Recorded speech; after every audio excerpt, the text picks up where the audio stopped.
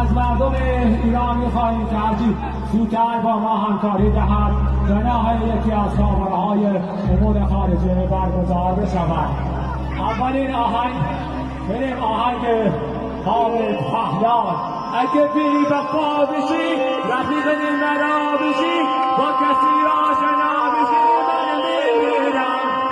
اگه بی وفا بشی رفیق مرا بشی با کسی آشنا بشی من میمیرم.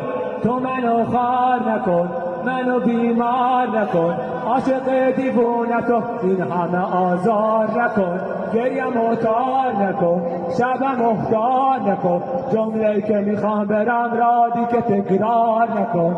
اگه بی وفا بشی رفیقی مرا بشی با کسی آشنا بشی من میمیرم. تو منو خار نکن